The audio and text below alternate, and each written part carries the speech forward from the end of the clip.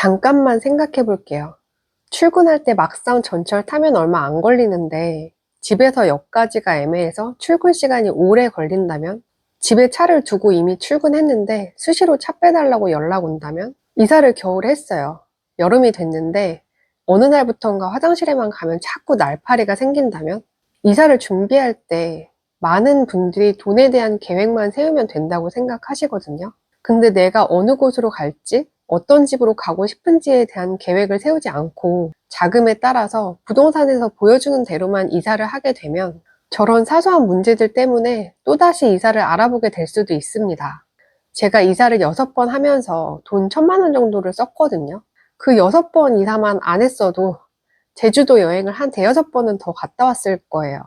이미 계약서를 쓰신 분들은 어쩔 수 없고요. 이사를 가야 하는데 아직 계약서를 안 쓰셨다면 또다시 이사를 가지 않음으로써 이사비를 아낄 수 있는 방법 알려드릴 테니까요. 이 영상 꼭 끝까지 봐주시길 바랍니다. 안녕하세요. 프로이사러 로이드입니다. 이사 잘 가려면, 바꿔 말해서 집을 잘 구하려면 이 세 가지에 대해서만큼은 꼭 생각해보고 어느 정도 정리한 이후에 집을 보러 다니시기를 바랍니다. 얼마짜리 집으로 갈까? 어디로 갈까?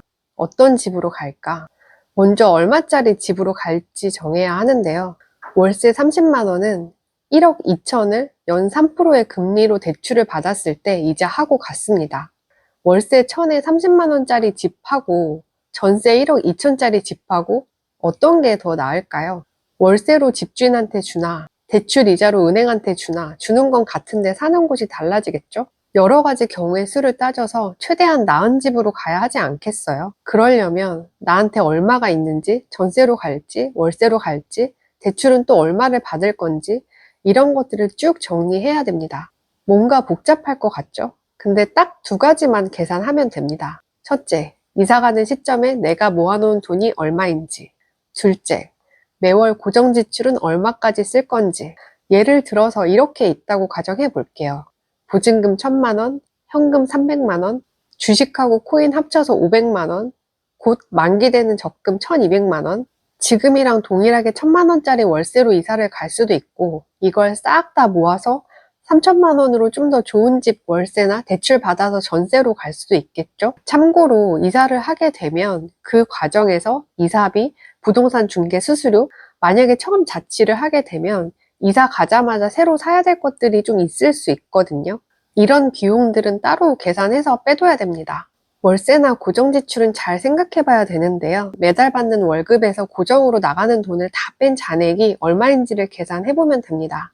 고정 지출에는 꼭 나가는 돈들, 예를 들어 보험료, 통신비, 공과금, 관리비, 생필품 구매비, 그리고 대략적인 식비 등이 포함됩니다. 월급을 300만 원 정도 받는데 월세나 전세 대출 이자를 제외한 고정 지출이 한 150만 원 정도 된다 그러면 잔액이 150만 원이 되는 거잖아요. 내가 매월 100만 원씩을 꼭 모아야 된다면 월세나 대출 이자로는 최대 50만 원까지만 써야 됩니다. 둘째, 어디로 갈까? 초등학교 이상의 아이가 있는 분들은 아무래도 지금 집에서 멀리 가시긴 힘들 거예요. 근데 혼자 사시거나 신혼부부이시거나 아이가 어린 분들은 이왕이면 더 살기 좋은 곳으로 가는 게 좋잖아요. 제 친구 중에 남편이 출장을 자주 다니는 친구가 있는데요. 그 친구가 부천에서 살다가 인천으로 이사를 갔어요. 부천에서는 역 근처 빌라에 살았었는데 인천으로 이사를 가면서 공원이랑 학교가 바로 옆에 있는 아파트를 사서 이사를 간 거예요. 너무 만족하면서 살고 있고요. 거기서 산지 벌써 10년이 넘었습니다. 별 생각하지 않고 집 근처로만 알아보신다면 네이버 지도를 놓고 한번 살펴보세요. 예를 들어 출퇴근 시간이 한 40분 이내였으면 좋겠다 라면 회사에서 제일 가까운 전철역을 기준으로 최대 10정거장까지를 반경으로 삼는 거죠. 전철 라인별로 10정거장씩 찍어놓고 어디를 갈지 선택을 해보는 거예요. 출퇴근 시간이 같다면 남쪽에서 북쪽으로 이사를 갈 수도 있고 동쪽에서 서쪽으로 이사를 갈 수도 있는 거잖아요. 장소의 제약이 적다면 어느 곳으로 갈지 한번 생각해 보시길 바랍니다. 셋째, 어떤 집으로 갈까? 이 부분은 집을 알아볼 때 정말 중요한 부분이라서 제가 따로 영상으로 만들긴 할 건데요. 주요한 부분만 말씀을 드리자면 크게 두 가지 부분으로 나눠서 생각해 봐야 되거든요. 나에게 맞는 집이 어떤 집인지, 그리고 내가 절대 참을 수 없는 게 어떤 건지, 이 두 가지예요. 첫 번째는 내가 어떤 사람인지 나를 좀 들여다봐야 되는데요. 집은 결국 나를 투영하는 공간이기 때문에 나랑 맞지 않으면 살면서 뭔가 자꾸 불편한 게 생기는 거죠. 예를 들면 저는 요리를 할 때 다 펼쳐놓고 하는 스타일이거든요. 똑같은 20평대라도 어떤 집은 싱크대가 일자로 돼 있는데 어떤 집은 기역자로 주방이 넓게 빠진 곳이 있어요. 대신 다른 공간이 좀 작아지겠죠? 저한테는 주방이 좀 더 넓게 빠진 집이 잘 맞는 거죠. 집에서 요리를 자주 해먹는 사람인지 짐이 많다면 원룸보다는 평수는 좀 작더라도 공간이 좀 나눠진 집이 더 낫거든요. 아니면 베란다가 꼭 있어야 된다든지 집에서 내가 어떤 스타일인지 좀 생각해보고 어떤 부분들을 중점적으로 볼 건지 생각해봐야 나중에 집 보러 다닐 때 나에게 맞는 집을 잘 선택할 수 있습니다. 두 번째는 내가 절대 참을 수 없는 게 뭔지에 대해서 생각해 봐야 되는데요. 삶의 질을 좌우하는 9가지 요소들이에요. 잠기가 예민한데 밤만 되면 주변이 차 경적 소리로 시끄럽다면 주무실 수 있겠어요? 냄새에 예민한데 여름만 되면 하수구 냄새가 그렇게 올라온다면? 추위를 잘 타는데 집이 너무 춥다면? 경험해보지 못하신 분들은 상황이 닥치기 전까지는 이런 것들이 얼마나 삶의 질을 떨어뜨리는지 잘 모르실 수 있거든요.